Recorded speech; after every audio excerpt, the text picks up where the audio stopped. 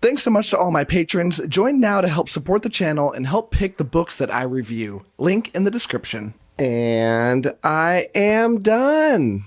Okay, so I just got done reading Kings of Paradise. This is book 1 of the Ash and Sand series by Richard Nell, and I want to give you my unedited thoughts on finishing this book, which was literally just right now. So I really like this one. I'm going to give this one 4.5 stars out of 5.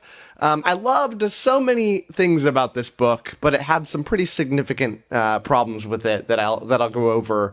It didn't take away from, my overall enjoyment of it, but there was some major problems in it that I'll talk about that couldn't quite get me to that 5 score, but I really had a good time, and I kind of felt like I would.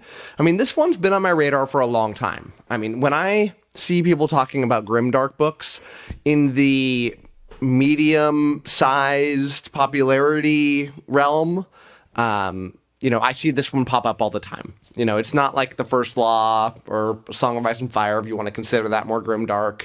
But it's certainly not one of those really small indie books that are, has dozens of reviews on Goodreads. This one has a decent, substantial following, but nothing major.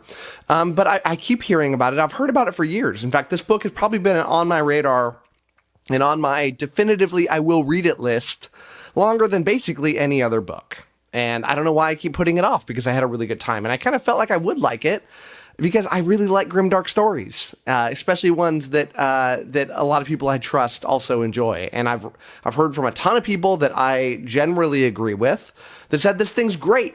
And it really, in many ways, it really is. Now, this is a grimdark story through and through. This is it's not the deepest, darkest story you're ever going to read, but it's got some pretty bleak storytelling here. You get that sense that you do in a thing like The First Law, where we're not going to get a pleasant ending to the series. There's this distinct lack of hope in the world. You feel like you're going along. You feel like these characters are oftentimes making bad decisions, or trying to make good ones but failing to do so. This story's told in a multi-POV kind of way, which a lot of fantasy is. But I'd say that, one of the characters is definitively a bad guy. And this starts off with this preface to this character where you're like, oh, this is a really bad guy. And then you kind of hear their backstory and things are going well, but that you're reading the origin story to somebody that's truly, lamentable. You get some characters that are also kind of more on the positive realm, but they're, not great, but, not horrible in the same sense, but a lot of gray here. But a lot of when good things happen, that something bad is happening just around the corner. And oftentimes the bad thing is brutal and horrible and, is hard to read sometimes. And I like that kind of thing a lot. It keeps me on my toes. I don't know where things are going, and it keeps that tension going, and it keeps that sense of I don't want to disclose whether any major events happen, but speaking broadly in grimdark terms, one of the reasons I really like grimdark is that you have that sense of tension that is constantly there.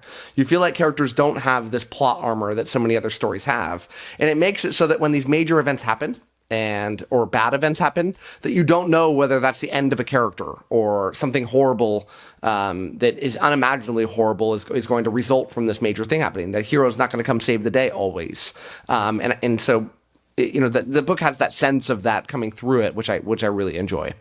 In general, I'd say this is a kind of political type taking over the kingdom or multiple kingdoms sort of story, in that a Song of Ice and Fire sort of vein.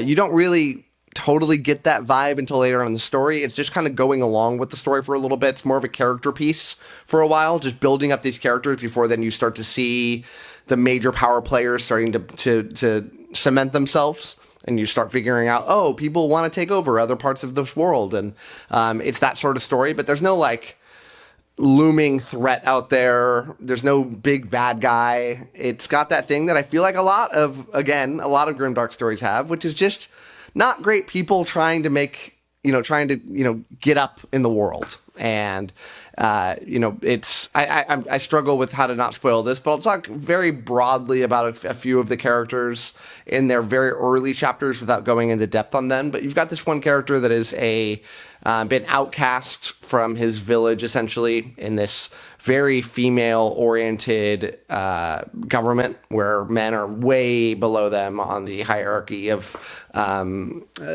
people.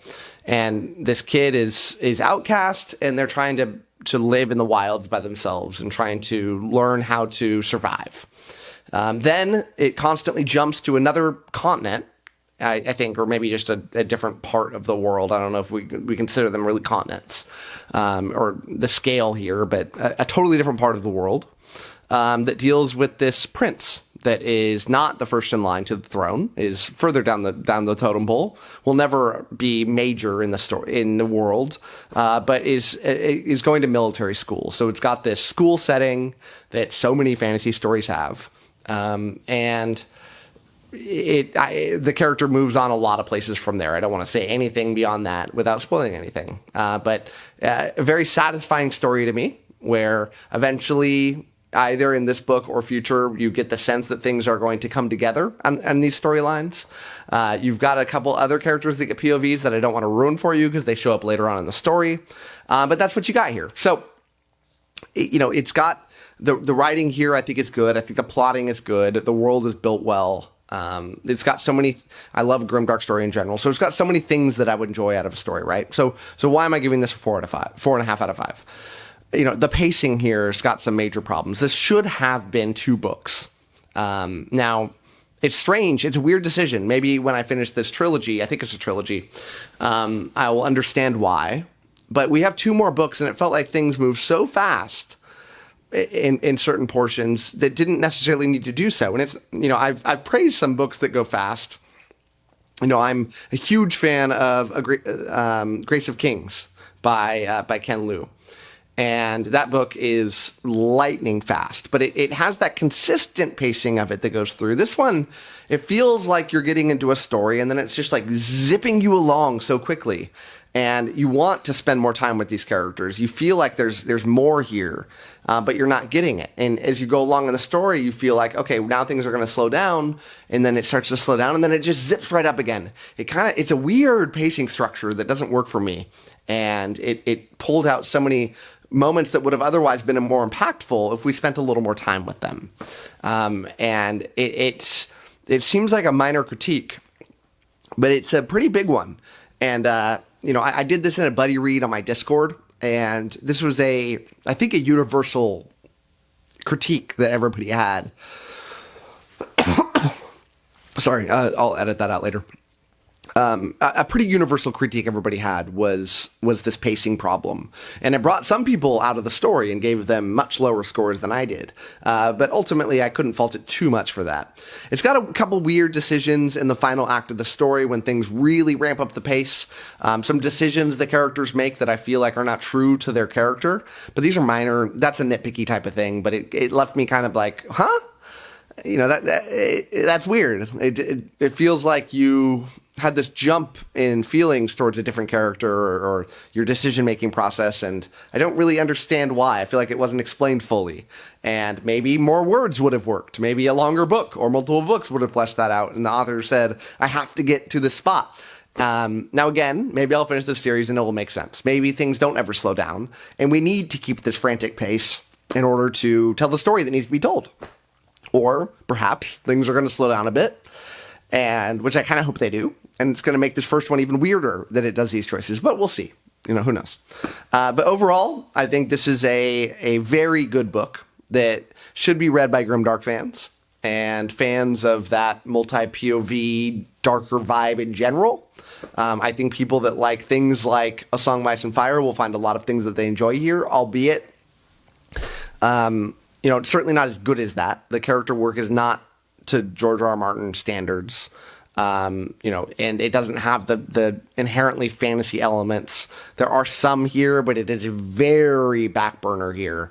I mean, you're not going to have White Walkers. You're not going to have a Red Witch shooting off, magic. You're not going to have dragons. There's some minor elements here, but this is more of a political story. and a made-up world. More of the First Law vibe, actually, about how the First Law has very little of that going on into it. It's not about that. It exists, but pretty back burner stuff. And that's what you get here. But yeah, this is great stuff. I'm going to certainly be going on in this series and at least giving the second one a chance, but very likely finishing out this trilogy. Because if I finish the second one, I like it. I mean, there's only one book left, so I feel like I'm already committed to that point.